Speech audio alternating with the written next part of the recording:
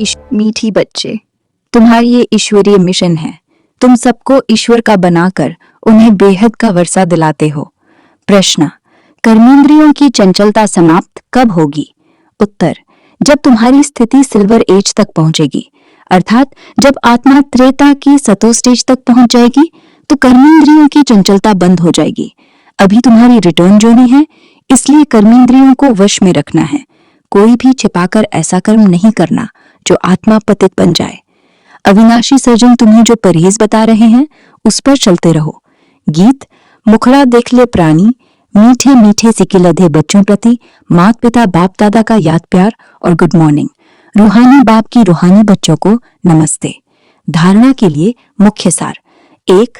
बैतल से ही सुनना है। 1 की ही अव्यभिचारी याद में रहना है। इस शरीर की संभाल रखनी है लेकिन ममत्व नहीं रखना है। 2. बाप ने जो परहेज बताई है उसे पूरा पालन करना है। कोई भी ऐसा कर्म नहीं करना जो बाप की ग्लानि हो, पाप का खाता बने। अपने को घाटे में नहीं डालना है। वरदान, 3 सेवाओं के बैलेंस द्वारा सर्व गुणों की अनुभूति करने वाले गुण मूर्त भव। जो बच्चे संकल्प, बोल और हर कर्म द्वारा सेवा पर तत्पर रहते हैं वही सफलता मूर्त बनते हैं। तीनों में मार्क समान है। सारे दिन में तीनों सेवाओं का बैलेंस है तो पास विद ऑनर व गुण मूर्त बन जाते हैं। उनके द्वारा सर्व दिव्य गुणों का श्रृंगार स्पष्ट दिखाई देता है।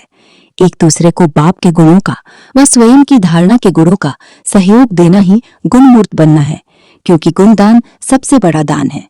स्लोगन, निश्चय रूपी फाउंडेशन पक्का है तो श्रेष्ठ जीवन का अनुभव स्वतः होता है। अव्यक्त इशारे, अब संपन्न व कर्मातीत बनने की धुन लगाओ।